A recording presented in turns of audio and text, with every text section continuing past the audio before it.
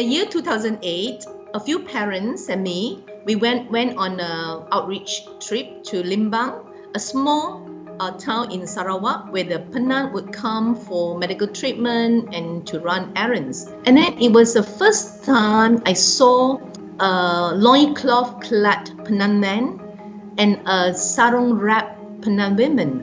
The children do not go to school, naked children running about.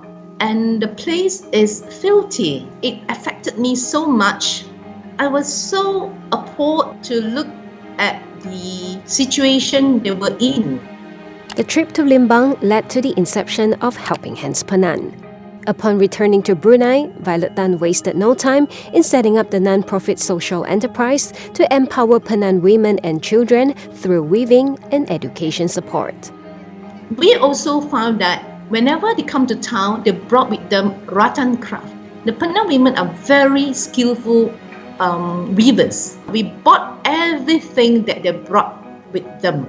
Some very rickety, some very substandard, but we call them shabby chics. And we brought them back to Brunei and started selling, and people were supporting us because it has a cause behind. And they love the natural fiber. So from then onwards, we realized that weaving could be the long-term and sustainable source of livelihood for them. Helping Hands Penan resells the crafts to a wider market, with the proceeds going to food and other items for the community. But as demand exceeded supply and it became harder to get rattan, the NGO introduced plastic strips for weaving in place of rattan. We showed them what was a craft that is marketable. We introduced them the plastic strips to weave bags. They are colorful and fashionable and affordable. Actually, at first, they probably did not trust us because there was a lot of challenges in telling them to change the size, to change the colors. But eventually, they find that they are being rewarded monetarily. Actually, we pay them upfront. And the young ones, they were not willing to learn weaving with the rattan because they didn't see the future in rattan weaving. So where is the market? Who will buy our craft? But with the PVC, when we started selling and started going back to buy from them again and again, so they also started to learn from the aunties and the mothers. Okay.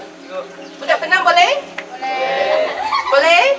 As a retired teacher, mother and grandmother, Violette says she also felt the calling to help the children.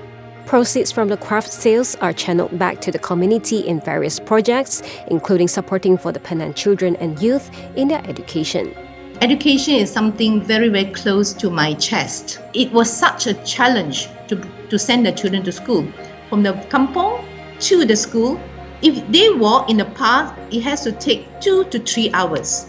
But now with the logging track, they could come to school but on the 4-wheel truck.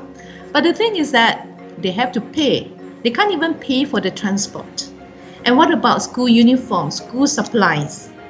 Helping Hands Penan's education sponsorship program started in 2010 by chartering transport for Penan students to go to school from their villages and donating school supplies. In a boarding school in Limbang called SMK Medamit, there were only 3 students from Form 1 to Form 3. And the last count, the number of children in that particular from 10 years ago is now 45. Violette says initially, she started the non-profit social enterprise out of sympathy, but now it has become her passion. And the positive results of the hard work have kept her going. I'm not getting younger, and I wish to find a successor. I wish that one day, the Penan themselves take over the charity and it's truly Penan for the Penant.